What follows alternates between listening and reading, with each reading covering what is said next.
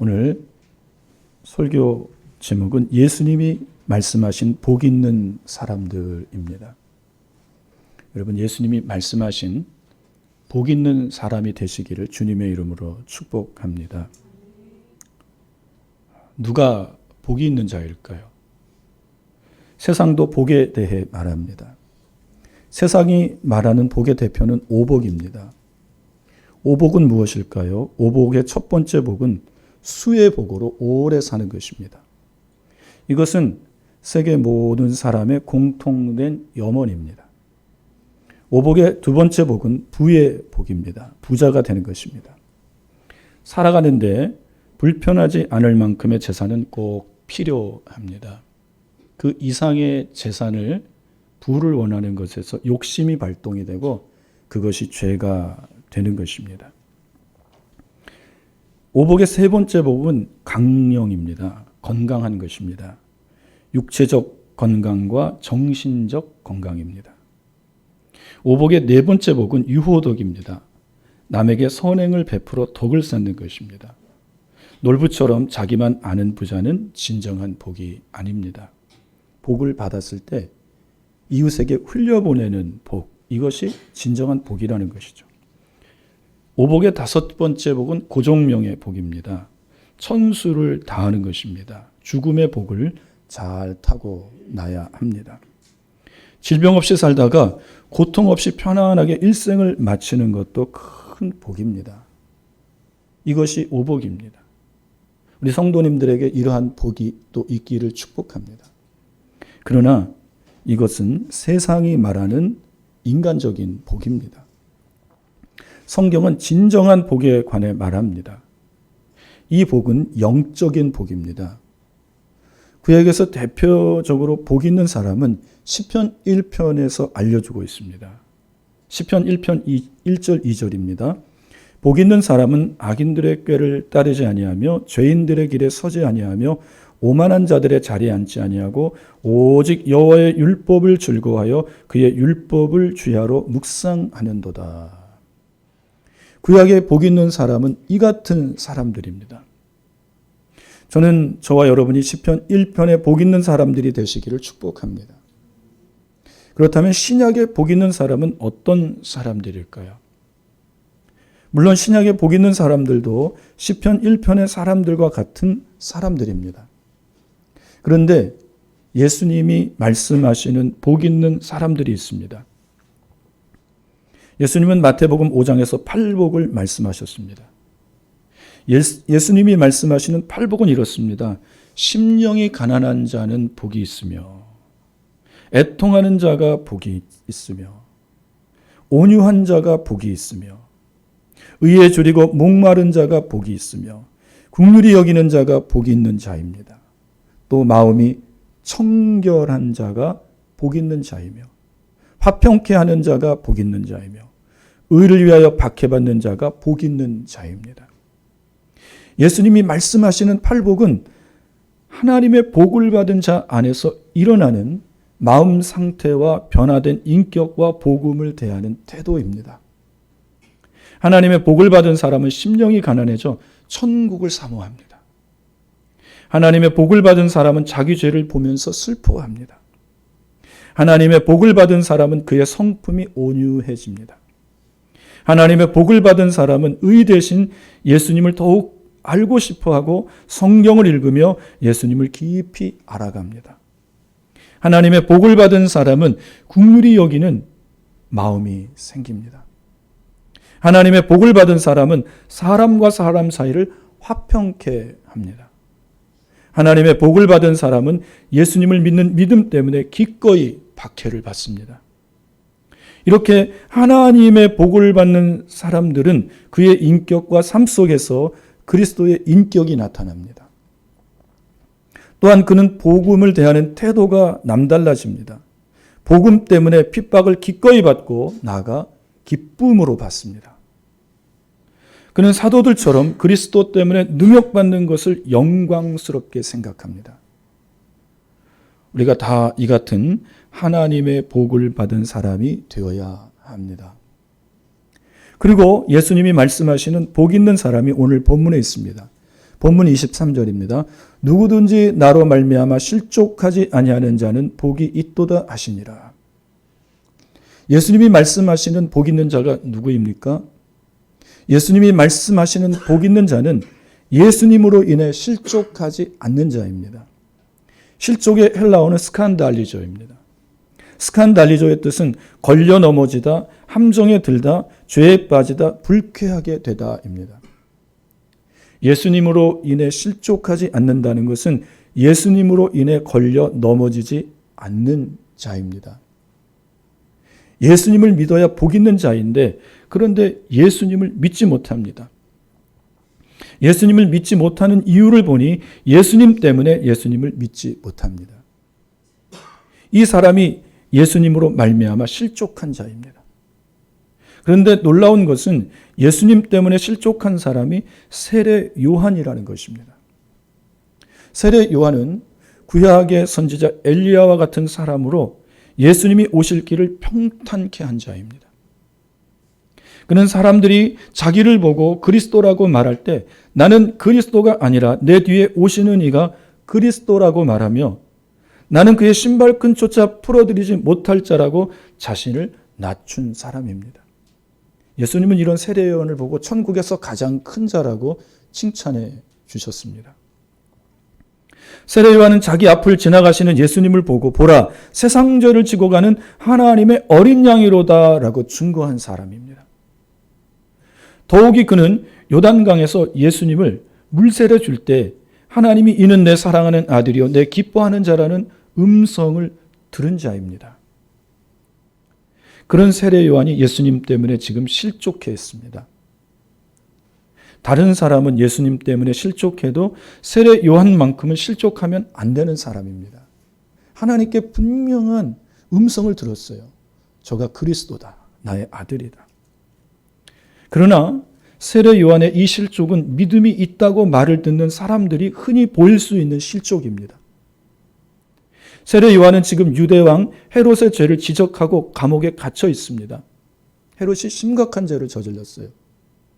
그의 동생의 아내를 자기가 취해 아내로 삼은 것입니다. 그 누구도 왕이라 그것을 말하지 못했지만 세례 요한은 그것이 죄라고 분명히 지적하고 책망했습니다. 그 죄로 감옥에 갇혔습니다. 세례 요한은 오랫동안 감옥에 갇혀 있었습니다. 오랜 감옥 생활 때문에 세례 요한은 깊은 영적 침체에 빠져 있었습니다. 내가 많은 사람 앞에서 예수님을 그렇게 증거해 주었는데 예수님은 나를 잊으셨나? 어떻게 한 번도 면회를 오지 않으시나? 예수님에 대한 인간적인 섭섭함이 들어온 것입니다. 세례 요한은 예수님을 의심하고 예수님을 믿는 믿음이 흔들리기 시작했고 결국 실족했습니다. 우리도 살아갈 때 감옥 같은 삶이 있습니다. 힘들고 괴로울 때 깊은 영적 침체에 빠져 예수님을 의심하고 믿음이 흔들리고 실족할 수 있습니다. 그때 우리도 똑같이 하나님은 나를 잊으셨나 보다. 나는 하나님께 버림받은 존재인가 보다. 여러분 이런 감정을 가지신 적이 있잖아요. 저 역시도 깊은 영적 침체에 빠진 그런 시간들이 있었습니다. 그러나 그때 기도하며 말씀 읽고 영적 침체기를 잘 넘어가야 합니다. 결코 믿음이 흔들리거나 시험 들어 믿음이 실족하지 말아야 합니다. 그때도 하나님은 여전히 여러분을 사랑하시고 여러분을 아십니다. 여러분의 머리털 하나까지도 다 세신 바 되신 분이십니다. 결코 잊지 않습니다.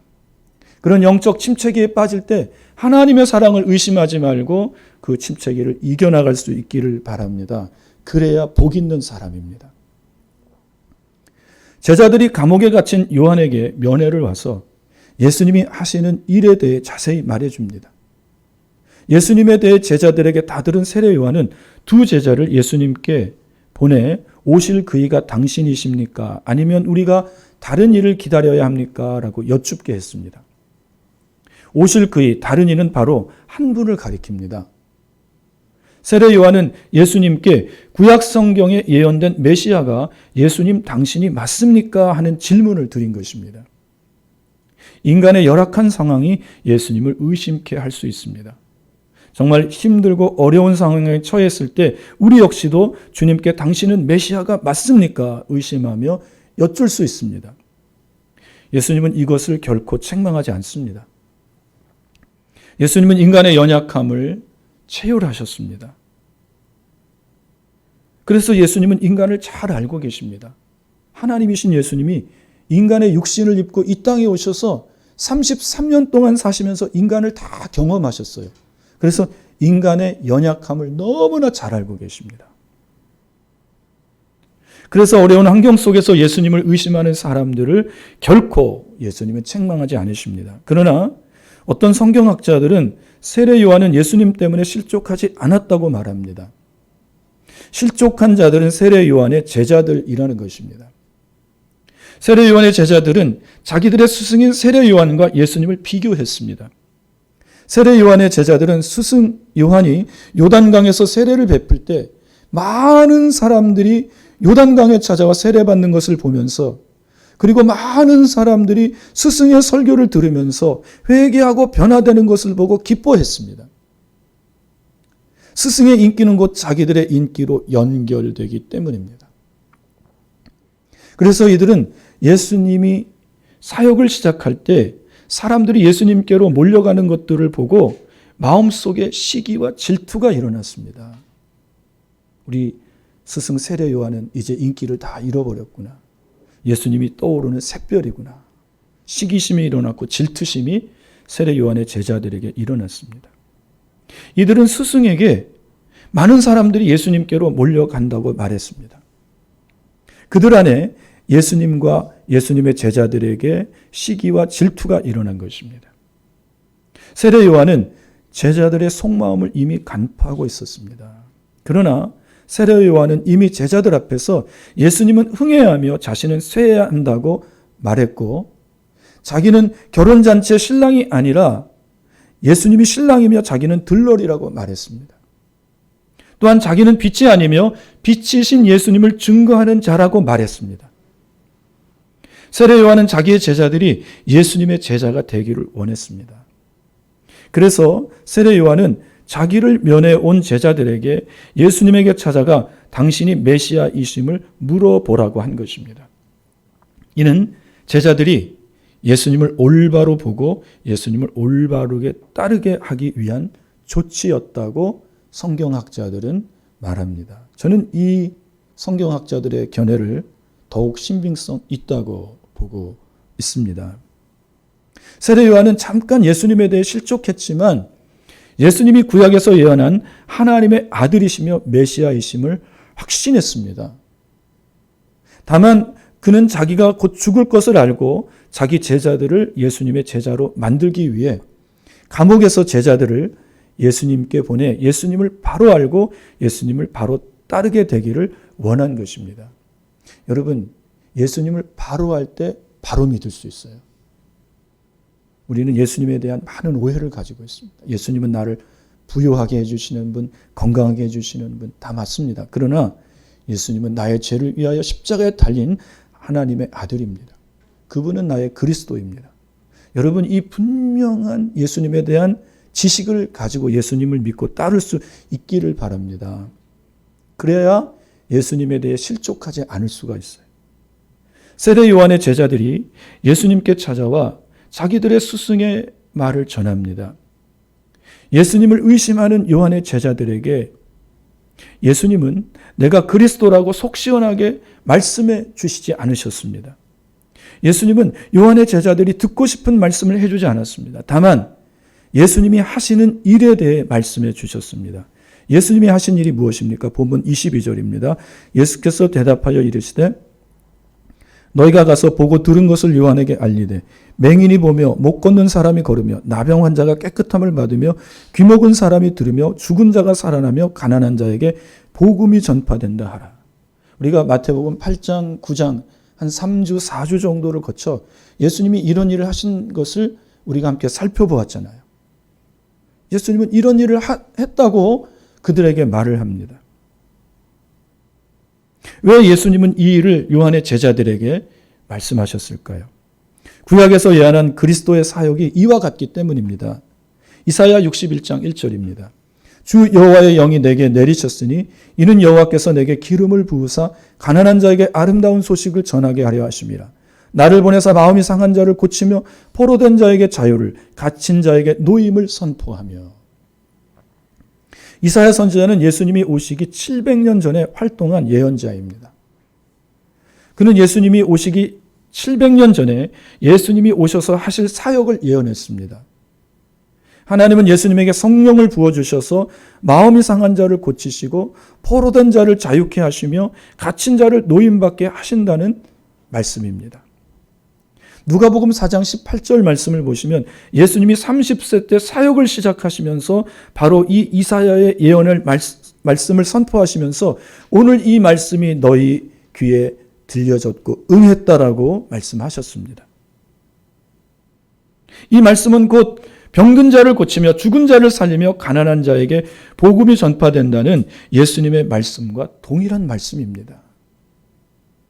세례 요한의 제자들이 묻는 당신이 구약에 예언된 그리스도가 맞습니까? 하는 질문에 예수님은 그렇다. 나는 구약에 예언된 그리스도인이다 라고 그에게 말을 해 주신 것입니다. 여러분은 어떻습니까? 여러분은 예수님이 구약에 예언된 그리스도라고 믿으십니까?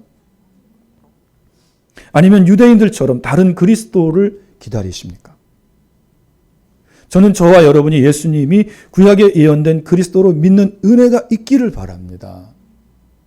예수님은 구약에서 예언된 유일한 그리스도이십니다. 저는 예수님을 의심하는 분들에게 예수님의 이 말씀이 예수님이 그리스도이심을 충분히 증거되는 말씀이 되기를 바랍니다. 예수님은 죄로 인해 죽은 자를 살리며 마귀에게 잡힌 자를 자유케 하시기 위해 이 세상에 오신 그리스도이십니다. 예수님은 예수님에 대해 믿지 못하는 자들에게 다음과 같이 말씀하셨습니다. 본문 23절입니다. 누구든지 나로 말미암아 실족하지 아니하는 자는 복이 있도다 하시니라. 저는 저와 여러분이 복 있는 자가 되기를 바랍니다. 예수님을 믿어야 하는데 정작 예수님 때문에 예수님을 믿지 못하는 분이 한 분도 없기를 바랍니다. 이런 사람은 예수님이 말씀하시는 것처럼 복이 없는 사람입니다. 오히려 예수님 때문에 예수님이 더욱 믿어지는 은혜가 있기를 바랍니다. 나로 말미암아 실족하지 아니하는 자는 복이 있도다. 이 말씀이 저와 여러분의 말씀이 되기를 바랍니다. 그러나 많은 사람들이 예수님 때문에 실족합니다. 예수님을 믿고 싶어도 예수님 때문에 믿지 못한다고 말합니다. 이런 사람들은 예수님의 비천한 출신을 봅니다. 그는 마구간에서 태어난 천한 출신의 사람이라는 것입니다. 예수님이 우리의 그리스도라면 그는 왕궁에서 왕의 아들로 태어나야 한다는 것입니다. 최소한 귀족의 자제로 태어나야 된다는 거예요. 나는 마구간 구유에 누인 비천한 출신의 아기가 나의 그리스도라는 사실이 싫다고 합니다. 어떻게 사람이 성령으로 잉태될 수 있느냐고 말합니다. 이것은 있을 수 없는 일이라고 하며 예수님을 점령국 로마의 군인의 사생아라고까지 말합니다. 이것은 예수님을 능욕하는 말이며 예수님이 자기의 그리스도가 되는 것을 싫어하는 말입니다. 성경은 분명히 마리아가 처녀였을 때 성령으로 잉태되었다고 말했습니다. 천사가 그 마리아에게 그것을 전해 주었어요. 처녀의 몸으로 임신한 것이 놀라워하는 마리아를 보고 천사가 내 몸의 아기는 성령으로 잉태되었다고 분명히 말씀해 주었습니다. 처녀의 몸에서 한 아기가 잉태될 것을 예수님이 오시기 700년 전에 살았던 이사야가 이 사실을 예언했습니다. 이사야 7장 14절입니다. 그러므로 주께서 친히 징조를 너희에게 주실 것이라. 보라, 처녀가 잉태하여 아들을 낳을 것이요 그 이름을 임마누엘이라 하리라. 어떻습니까? 이 말씀이 지어낸 말씀입니까? 예수님이 오시기 700년 전에 이 말을 하나님이 이사야 선지자에게 들려주었습니다. 이 말은 분명히 하나님이 이사야 선지자에게 주신 예언의 말씀입니다. 지금 유대인들에게 이 말씀은 금서로 되어 있습니다. 이사야 53장 예수님에 관한 말씀을 읽는 것이 다 금지되어 있습니다. 이 예언의 말씀이야말로 예수님이 유대인들이 기다려온 그리스도라는 사실이 확실한 말씀이기 때문입니다. 유대인으로 예수 믿는 자가 거리에서 이 말씀을 같은 유대인들에게 읽게 했습니다. 이사야 7장 14절, 이사야 53장. 그리고 이 아기가 누구라고 생각하냐고 질문하니 그들은 말을 못했습니다. 어떤 사람은 정직하게 이 아들은 예수님이라고 말한 유대인들도 있었습니다. 그러나 많은 유대인들과 세상의 많은 사람들은 예수님이 자기의 그리스도라는 사실을 믿지 않습니다. 오히려 예수님을 경멸합니다. 그는 천한 출신의 아들이라는 것이죠. 이사야는 사람들이 그 예수님을 믿지 않는 이유에 대해 또 밝혔습니다. 이사야 53장 2절입니다. 그는 주 앞에서 자라나기를 연한 순 같고 마른 땅에서 나온 뿌리 같아서 고운 모양도 없고 풍채도 없은즉 우리가 보기에 흠모할 만한 아름다운 것이 없도다. 왜 예수님을 싫어하고 멸시합니까? 예수님에게는 고운 모양도 없고 풍채도 없고 사람들이 흠모할 만한 아름다운 모습도 없습니다. 예수님은 멸시를 받았고 버림을 당했고 우리도 그를 귀히 여기지 않았다고 이사야 선지자는 말합니다. 요즘 사람들은 자기를 아름답게 꾸미려고 노력합니다. 외모가 곧 경쟁력인 시대가 되었습니다. 여성들을 얼마나 아름답게 꾸미려고 합니까? 그런데 남성들도 자신을 아름답게 꾸미려고 해요. 2023년 8월 통계를 보니 국내 그 남성 화장품 시장 규모가 1조 1천억이 되었습니다. 굉장하죠? 남자들이 자기를 아름답게 꾸미기 위하여 그만큼 돈을 투자한다는 거예요. 외모 지상주의 속에서 우리는 살아갑니다. 외모가 출중해야 사람들이 좋아하고 그는 곧 아이돌 우상이 됩니다. 그런데 예수님은 사람들이 흠모할 만한 아름다움이 없습니다. 그래서 예수님을 싫어합니다. 멸시하고 경멸합니다. 예수님의 형편없는 외모가 예수님을 믿는데 지장을 준다고 말을 합니다. 나는 그렇게 추하고 보기 싫은 사람을 나의 구주로 받아들일 수 없습니다. 예수님의 이 출신과 외모로 인해 세상 사람들은 실족하여 넘어집니다. 다 육으로 보는 예수님인 것이죠. 이들은 복이 없는 자들입니다. 이들이 예수님 때문에 실족하는 이유는 예수님이 하신 말씀 때문입니다. 예수님은 하나님을 보여달라는 빌립에게 요한복음 14장 9절에서 나를 본 자는 아버지를 보았거늘 어찌 아버지를 보이라 하느냐 하며 책망하셨습니다. 이 말씀은 예수님이 곧 하나님이시라는 말씀입니다. 요한복음을 보시면 바리새인들 앞에서 제사장들 앞에서 예수님은 이 말씀을 공공연하게 하셨습니다. 예수님께 실족하는 자들은 바로 이 말에 걸려 넘어집니다. 우리가 너를 아는데 너가 어찌 하나님의 아들이라 하나님이라 말할 수 있느냐? 너는 나사렛 출신이며 목수 요셉의 아들이 아니냐? 그런데 내가 어찌 하나님이라고 말하느냐? 그들은 예수님을 신성모독죄로 여겼고 십자가에 못 박아 죽였습니다. 지금도 예수님께 실족한 자들은 어떻게 사람의 아들이 하나님이 될 수 있느냐고 하며 예수님을 반대합니다. 이들은 또 예수님의 대속의 방법을 싫어합니다. 어떻게 예수님의 피가 내 죄를 사할 수 있느냐고 말을 합니다. 이들은 그리스도께서 십자가에 흘리신 보혈을 그리스도의 보배로운 보혈이라고 말하면 실족하여 넘어집니다.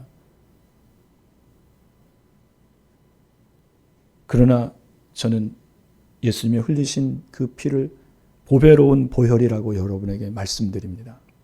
그 피는 우리의 죄를 씻습니다. 그러나 믿지 않는 자들은 이 말 때문에 걸려 넘어지는, 실족하는 거예요. 이들은 또 복음을 들으면 싫어합니다. 어떻게 예수만 믿으면 아무 대가 없이 내 죄가 사함받느냐는 것입니다. 그러나 그것이 은혜의 복음입니다. 이들은 대가를 지불해야 무엇을 얻을 수 있는 이 세상의 그러한 법칙 속에서 살아가고 있습니다. 그래서 이 은혜의 복음을 들으면 불편해합니다.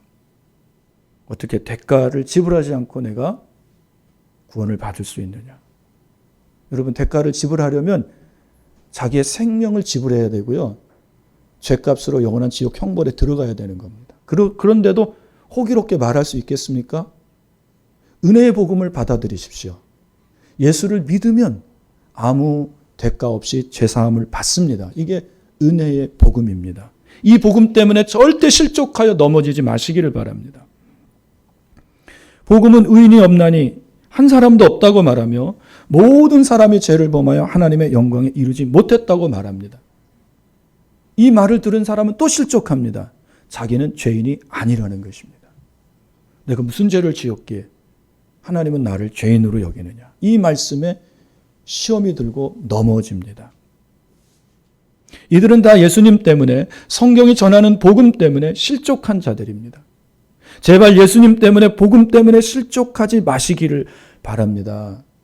예수님 때문에, 복음 때문에 실족한 사람들은 자기 생명에 대해서 실족하게 될 것입니다.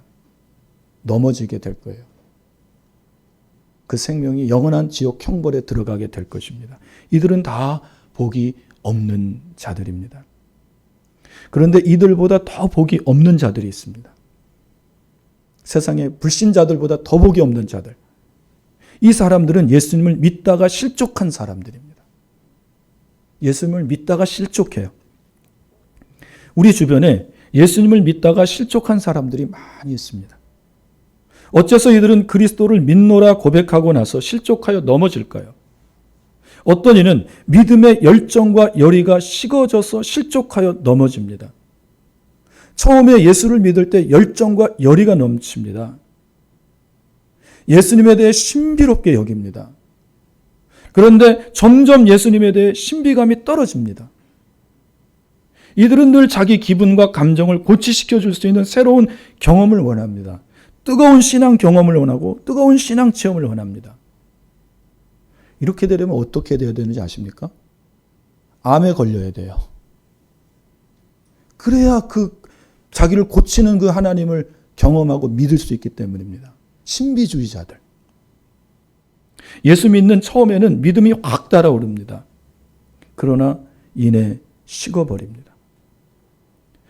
그들은 목욕탕에 펄짝 뛰어들어가는 것처럼 신앙 속으로 텀벙 뛰어들어왔습니다. 그런데 시시하다 생각했고 다시 옷을 입고 세상으로 돌아갔고 이전 모습으로 회개하였습니다. 왜 이들이 이렇게 되었을까요? 성령으로 거듭나지 않았기 때문입니다. 이 사람들은 모두 자기 열정, 자기 열심으로 믿었기 때문입니다. 여러분, 자기 열정, 자기 열심으로 믿는 사람들은요, 곧 식어지게 되어 있습니다. 그것은 한계가 있어요. 그러나 성령으로 거듭나 성령이 충만해서 예수 믿는 것은 끝까지 갈 수 있습니다. 믿음 생활은 내 열정, 내 열심 가지고 하는 것이 아닙니다. 내 열정, 내 열심은 금방 식기 마련입니다. 금방 뜨거워졌다 차가워지는 냄비 신앙이 되는 것입니다.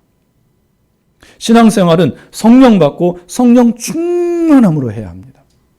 그래야 은근하게 열기를 유지하는 가마솥 같은 신앙이 될 수 있습니다. 여러분, 냄비 신앙에서 가마솥 같은 신앙으로 바뀌시기를 바랍니다. 우리나라 근성이, 민족 근성이 은근과 끈기잖아요. 이 믿음의 근성을 우리가 가져야 됩니다. 그러려면 성령으로 거듭나고 성령으로 충만해져야 됩니다. 어떤 사람은 예수님에 대한 오해 때문에 실족하여 믿음을 떠납니다. 예수 믿으면 잘 되고 건강하고 복받고 형통하다고 했는데 힘들고 어렵습니다. 예수님은 우리에게 복을 주시는데 그 복은 먼저 영혼의 복으로 구원의 복입니다. 사랑하는 자여 내 영혼이 잘됨 같이 내가 범사에 잘되고 강건하기를 내가 간구하노라. 범사에 잘되고 강건한 이 복은 그 다음입니다. 첫 번째 복은 하나님과 영혼의 교류가, 영적인 교류하는 것. 하나님 믿고 구원받는 것입니다. 예수님은 우리를 죄에서 구원하시기 위해 사람 몸을 입으시고 이 땅에 오신 하나님이십니다. 이제 그날이 12월 25일 성탄절인 거예요. 예수님에 대한 온전한 지식을 알고 믿을 때 예수님 때문에 실족하지 않을 수 있습니다.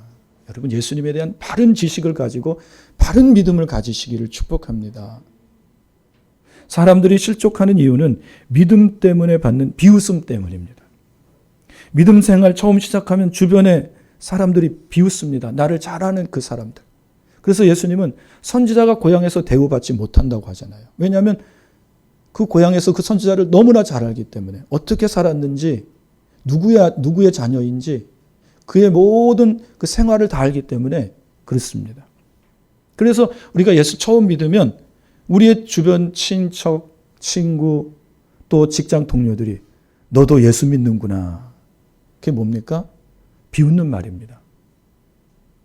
친구와 동료와 친척들이 마땅히 존중해 주어야 하는데 존중해 주지를 않습니다. 너 같은 게 무슨 교회 다니냐, 예수 믿냐. 말 한마디 한마디가 조롱의 말이고 비웃는 말입니다.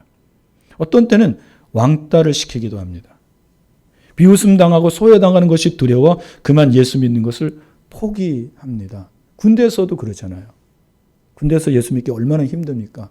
술 문화가 그래요. 처음에 딱 가면 술을 마시는데 그 안 마시기가 힘듭니다. 그러나 그 시간을 넘기면 고참들도 인정해 주더라고요. 그러한 비웃음과 왕따 당하는 것이 두려워 실족하고 마는 겁니다. 이런 가벼운 환난 때문에 믿음이 시험들어 실족합니다. 예수님은 이런 자들을 돌밭과 같은 마음의 소유자라고 말씀하셨습니다. 마태복음 13장 20절 21절입니다. 돌밭에 뿌려졌다는 것은 말씀을 듣고 즉시 기쁨으로 받되 그 속에 뿌리가 없어 잠시 견디다가 말씀으로 말미암아 환난이나 박해가 일어날 때는 곧 넘어지는 자요. 돌밭과 같은 마음을 가진 자는 그 마음에 돌 때문에 말씀의 뿌리를 내리지 못하고 잠시 환난과 박해를 견디지만 곧 넘어집니다. 잠시 견뎌요. 그러나 곧 넘어져요. 가벼운 환난과 핍박에도 그만 믿음의 시험이 들고 실족하여 넘어지는 것입니다.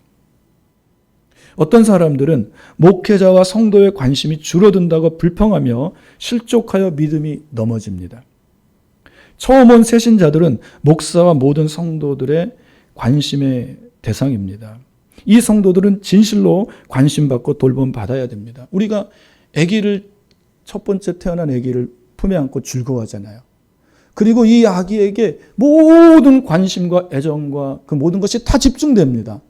첫 번째 아기이기 때문입니다.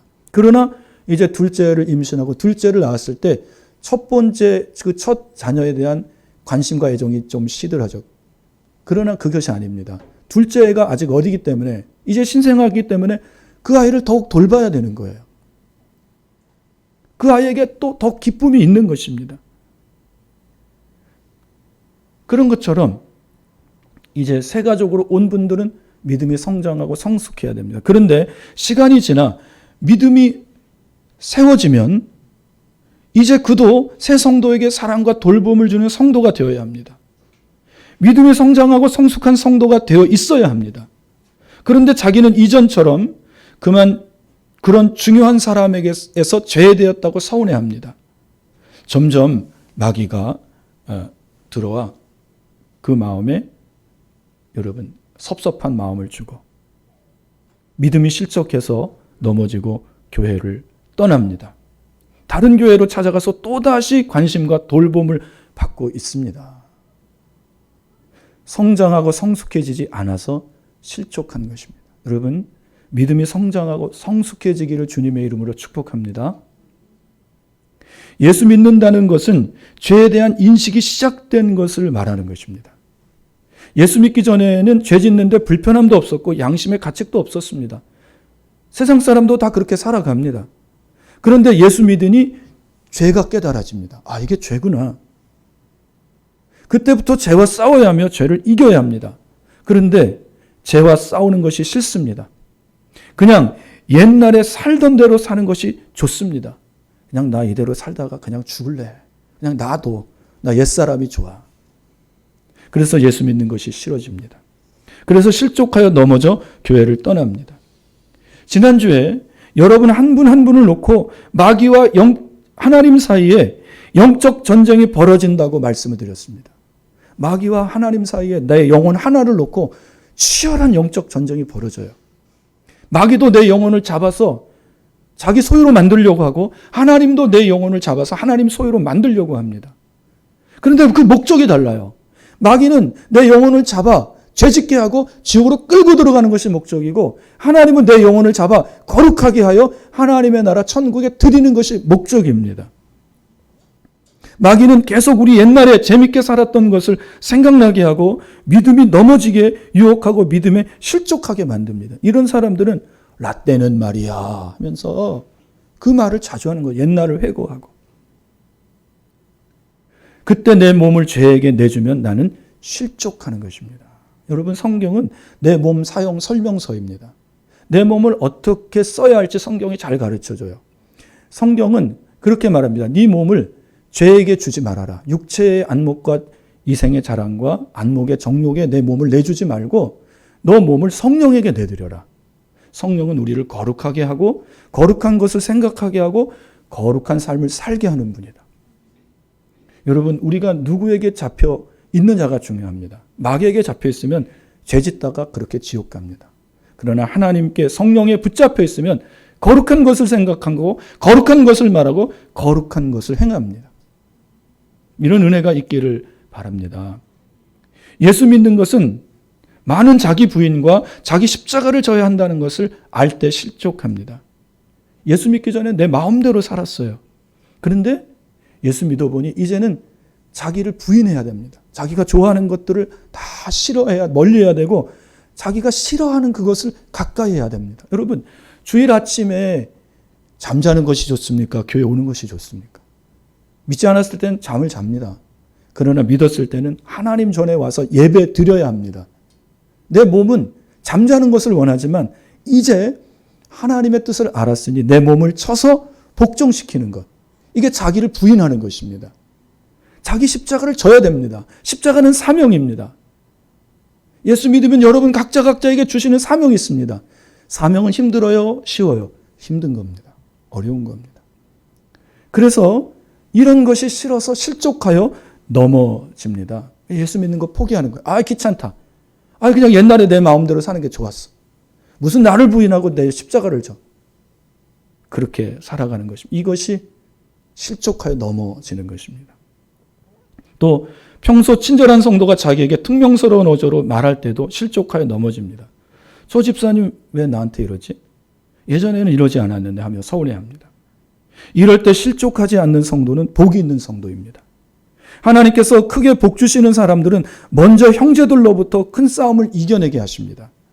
다윗이 골리앗을 상대해서 그의 머리를 치하려 할 때 형들은 다윗에게 퉁명스러웠습니다. 우리는 너가 얼마나 교만한지 알아. 너는 전쟁을 구경하기에 여기에 왔지. 집에 가서 양들이나 돌봐라. 어린 것이 어찌 골리앗 대장과 싸우려고 하느냐. 그러나 다윗은 형들의 조소와 비난과 퉁명스럽게 대함 때문에 실족하지 않았습니다. 넘어지지 않았어요. 우리도 다윗처럼 실족하면 안 됩니다. 누군가 나에게 서운하게 말하고 행동할 수 있어요. 그러나 여러분, 그것은 나 혼자 생각하는 것일 수 있습니다. 바빠서 또 어떤 것을 생각하다가 누군가 나에게 말하면 나는 그냥 무턱대고 그렇게 말하고 행동할 수 있는 거예요. 그런데 이것 때문에 실족합니다. 오해하는 거죠. 그때 서운해도 잘 참고 하나님을 믿고 끝까지 믿음 생활해야 됩니다. 여러분, 신앙생활은 하나님과 나의 1:1 교제입니다.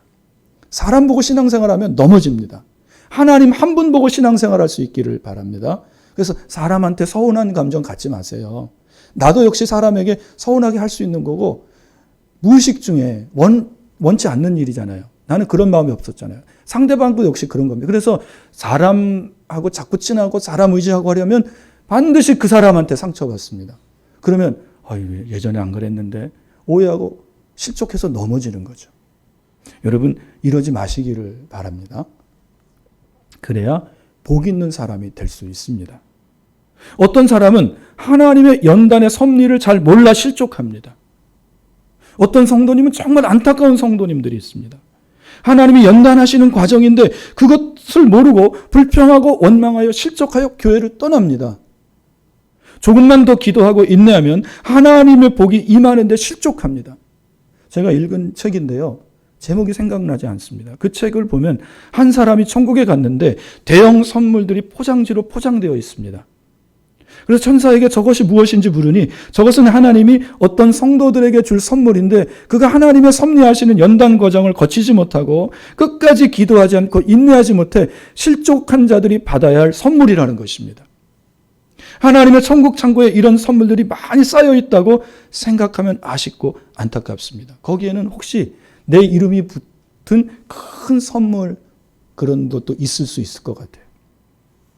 여러분, 하나님의 섭리하시는 연단 과정에서 실족하지 마시기를 바랍니다. 여러 가지 시험이 오거든 기뻐하라 그러잖아요. 그 시험을 이기면 반드시 하나님이 주시고자 하는 복이 있습니다. 하나님의 섭리하시는 나를 향한 연단을 이기지 못하고 실족한다면 그 사람은 복이 없는 사람입니다.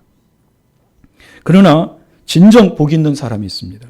이 사람은 이 모든 실족할 수 있는 상황 속에서 예수님을 믿은 사람입니다. 물론 이 사람들은 하나님께서 복을 주지 않으셨다면 이들 역시도 주님께 달라붙어 있는 포도나무 가지처럼 되지 않고 다 실족해서 뒤로 물러났을 것입니다. 지금 여기 나와 있는 여러분이 다 복된 분들입니다. 승리한 분들이에요. 실족을 이겨내는 분들입니다. 우리가 여러분 가족하고 살면서도 얼마나 시험 들고 실족 당합니까? 우리가 신앙생활 지금 하면서 부대끼면서 얼마나 실족 당합니까? 그러나 이것을 이기고 나온 여러분들은 복된 분인 줄로 믿습니다. 하나님의 은혜로 실족할 수 있는 상황 속에서 하나님이 붙들어 준 사람들입니다. 여러분은 이 사실을 누구보다 잘 알고 있습니다. 내 인격, 내 실력으로 여기까지 올 수 없습니다. 저도요, 제 인격, 제 영성으로 여기까지 목회하는 거 힘들어요. 저는 제 자신을 제일 잘 알기 때문에. 그보다도 하나님이 제 자신을 너무나 잘 알죠. 연약함과 내 속에 있는 모든 죄의 더러움과 하나님이 붙들어 주신 거예요. 여러분도 마찬가지입니다. 하나님께서 실족할 수 있을 때 저와 여러분을 붙잡아 주셨습니다. 할렐루야. 계속해서 하나님이 저와 여러분을 붙잡아 주시기를 원합니다. 앞으로도 계속 우리는 실족할 수 있는 상황에 놓일 것이기 때문입니다. 계속 실족할 수 있는 상황에 놓여요. 예수님 때문에 실족합니다. 서운하고 섭섭하고 사람들 때문에 실족하고 성도들 때문에 실족하고 넘어질 수 있어요. 앞으로도 예수 믿는 이유 때문에 고난당하고 조롱당할 일이 많을 것입니다. 그때 실족하지 않고 잘 참아내는 사람이 복 있는 자입니다. 예수님 때문에 복음 때문에 능욕을 잘 참아내는 훈련을 하십시오. 그리고 실제로 예수님 때문에 받는 능욕을 참아내십시오. 그러면 하나님의 놀라운 복이 임할 것입니다. 믿지 않는 자들에게 당하는 그 부끄러움과 그 조롱당함도 여러분 잘 참아내십시오. 복으로 하세요. 아, 내가 드디어 하나님의 아들이 되었구나. 그래서 내가 저들과 달라졌기 때문에 저들이 나를 싫어하고 미워하고 핍박하는구나. 또 여러분 신앙생활하다 성도에게 받는 시험 때문에 실족하지 마시기를 바랍니다. 성장하십시오. 성숙해지십시오. 그러면 하나님의 복이 임합니다. 그 복이 무엇입니까? 마태복음 25장 46절입니다. 의인들은 영생에 들어가리라 하시니라. 예수님 때문에 사람 때문에 성도 때문에 실족했을 때 실족하지 않고 끝까지 예수님을 믿는 자에게 하나님은 의인이라 칭해 주시고 영생에 들어가게 하시겠다고 하십니다. 하나님이 그의 영혼을 구원해 주시고 천국에 들어가게 하십니다. 그러나 예수님 때문에 사람 때문에 성도 때문에 실족하여 믿음이 넘어지면 그는 복이 없습니다. 이들이 받는 것은 무엇일까요? 그 결과는 어떨까요? 마태복음 25장 46절입니다. 그들은 영벌에. 예수님 때문에 사람 때문에 성도 때문에 예수님을 믿는 것에 실족하여 넘어진 자는 영원히 벌을 받는 지옥에 들어갈 것입니다. 이사야는 지옥을 구더기로 요를 깔고 지렁이를 덮는 곳이라고 말을 합니다. 예수님은 소금이 불치듯 하는 곳이며 구더기 한 마리가 떨어져도 죽지 않고 그 불 가운데 영원히 고통당하는 것이라고 말씀하셨습니다. 신앙생활하다 보면 예수님 때문에 사람 때문에 성도 때문에 실족하여 넘어질 때가 있습니다. 그러나 그때 예수님에 대한 확실한 지식으로 예수님을 잘 믿고 또한 세상 사람의 비웃음을 잘 이겨내고 또 사람을 의지하지 말고 사람에게 서운해하지 말며 오직 하나님을 바라보는 믿음으로 이 실족을 이겨내야 합니다. 이 사람이 복 있는 사람입니다. 모두가 예수님 때문에, 사람 때문에, 성도 때문에 실족하지 않아 복 있는 성도님 되시기를 주님의 이름으로 축복합니다. 기도하겠습니다. 하나님 아버지, 우리가 신앙생활할 때 예수님을 바로 알지 못해 예수님 때문에 실족하여 넘어질 때가 많습니다. 우리를 잘 알고 있는 그 친구들, 친지, 가족들에게 비난당하고 또 조롱당할 때 실족하여 넘어지며 같이 신앙생활하는 성도에게 하나님 서운할 때 또 실족해 넘어집니다. 우리가 하나님 실족해 넘어지지 않게 하여 주시고 실족할 상황 속에 주님 우리를 붙잡아 주십시오. 하나님 의지하고 이 실족함을 이기며 복 있는 자가 되어 하나님이 예비하신 영생의 천국에 들어가는 우리 모두가 되게 하여 주옵소서. 예수님의 이름으로 기도합니다. 아멘.